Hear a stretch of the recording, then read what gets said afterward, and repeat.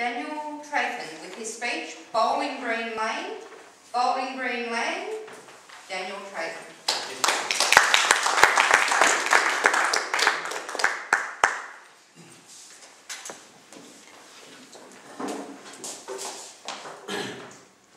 Trayton, what are you doing?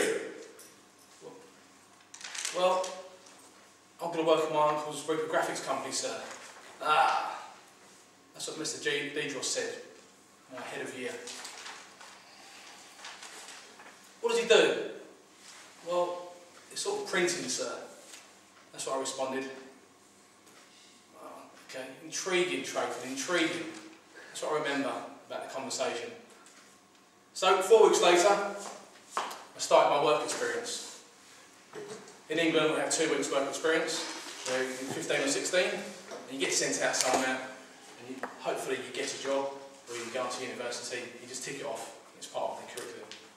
So, 6 o'clock one Monday morning in April 1989, I was by Plumstead Library, waiting for my uncle to come round the corner, flash the lights 3 times, to let me know it was him, and get his car to go to work. Didn't have a clue what I was doing, but I got in the car and we spoke about what I was going to do and what was expected of me for the 2 weeks. Pretty much dog's body, tea boy, get the sandwiches, and maybe learn a bit along the way. So the first morning we get there, we had to travel 10 miles in London from 6 o'clock. It took us until 7:15, so an hour and 15 minutes to get there, and some days it took up to 2 hours. It's London traffic. So the first morning I was quite nervous, being 15, a bit cocky back then, but I was looking forward to it. So I got introduced to all the team. There was Michael O'Shaughnessy, known as Mickey, a bit like Aussies, we put a Y on the end. Simon Fieldy, Stuart Quinny, and Alan Letter, known as the Lounge Lizard. So everybody had a bit of a nickname in the team, which is great. So my first morning, made the tea, got through to mid-morning, went on a sandwich run, cut up some film.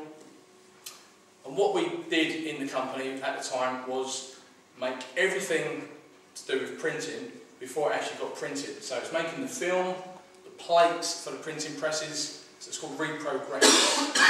So anything to do. So now it actually gets produced on an Apple Mac. It's all software based and computer to play. So from 20 years ago, from today, I suppose the innovation through that industry has been massive. But back then, being 15, I literally grabbed the opportunity to work with my uncle.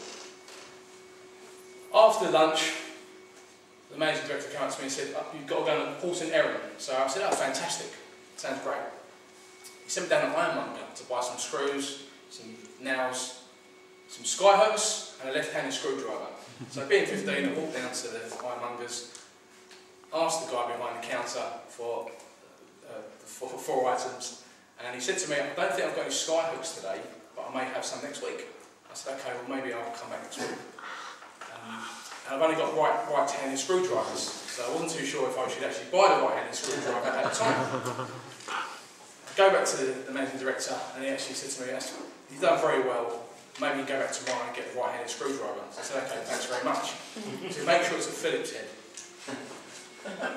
So I went home that night, spoke to my parents and my sister, told them about my day, told my dad about the sky hooks. Being 15, quite naive. They said, "Okay, well, where do you think sky hooks go?" I said, "On the sky." And then obviously it twigged, there was a bit of a wind-up with a setup. Being a young 15-year-old, first day at work, they set me up. Okay, they won't get me again. So the second day, go there, enjoy myself again, talking to all the directors, about 20 people in the company. "Are you enjoying yourself, Daniel?" "Oh, yes, I am. Oh, fantastic." Again, making cups of tea, general dog's body. After lunch, again, one of the directors pulls me aside, gives me a long box, which is quite heavy. And I was skinny as a rake back then. He said, "Do you think you can actually take this long weight and go to the advertising agency down the road?" I said, "Of course I can." He said, "It's really heavy." I said, "No, I can definitely do it." So I walked 2 miles along Clerkenwell Road to Old Street to advertise an agency, where I had to ask for James and tell him I was there with the long wait. So the receptionist said to me, "Is your name Daniel?" I said, "Yes, it is." He said, "Wait there, you won't be long." So after half an hour, I'm still standing there with what I knew a few hours later was a box with loads of bricks in. Standing there. So as I stood there, after about an hour, I said, "Is it going to be long?" She went, "Not too long." Okay. So an hour and a half. I'm looking at the clock thinking, I'm getting a bit worried now. They're probably worried about me back at the office. After 2 hours, the director, who had actually asked me to go for the long wait, turned up and said, "Hey, Dan, it's a wind-up." So being 15, I was quite embarrassed. The receptionist was laughing. All the agency staff came out and was laughing. "Oh, it's really funny, look at this young lad." "Oh, great, thanks very much." So I went back to the office and thought, that's it. Went home, told my dad again. He said, "Look, son, these things happen. It's all about initiation. You've got to take it on the chin." No worries. The third day, they're not getting me this day. So on a Wednesday, went through. There was a few little weird things going on, but I got through it. So on the Thursday, again, Mum picked me up, get through to mid-morning, and out of the blue, the biggest client comes in. The guy from Ken from Swan Press. My Uncle Ted says, "Dan, I need your help. We had an urgent job." And back in those days, we used to get transparencies and scan the transparency on a drum and separate the colours, the cyan, magenta, yellow and black, as part of the printing process. My job was to take the transparency down to the scanning house, also along with a set of plates for proofing, to make sure the colour was okay. So I thought, easy. But it was a real urgent job, really important task. So I ran down Bowling Green Lane. It wasn't even a lane, it was a road. It was about a mile long, huge, in Farringdon, near East London. And I ran down the road, got to the proofing house, gave the manager the plates. He said, "Thanks very much." Excellent. The next thing, I go to the scanning house, give the guy the envelope. He said to me, "Where's the transparency?" I can ask, "Why not?" I said, "What do you mean?" He said, "There's nothing in the envelope." And what I haven't told you was the transparency is worth £10,000 because of the photo shoot to take the model to the Bahamas and all the entourage to go with them. So by now I'm thinking it's another wind-up. I phone my uncle. He says to me, "No, Daniel, it's not a wind-up. Are you winding me up?" I said, "No, I'm not." So I had 20 people searching Bowling Green Lane for the transparency, and we didn't find it.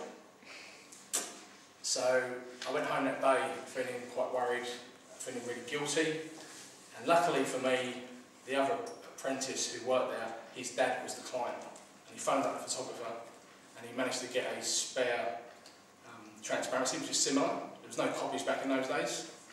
And I came in on a Friday morning and they had it stuck up on a white box, and they had a big sign saying for Daniel. So that was the end of the first week, which was quite eventful. And at the end of the second week, they gave me £150. I was made up. Back then, being 15, £150 was fantastic. And that's how I actually got into the printing trade, because 2 months later I got offered an apprenticeship with the company on day release, and I took the opportunity to join the company, and I'm still in the printing industry today. So that, ladies and gentlemen, is how I got into the printing trade. Thank you very much.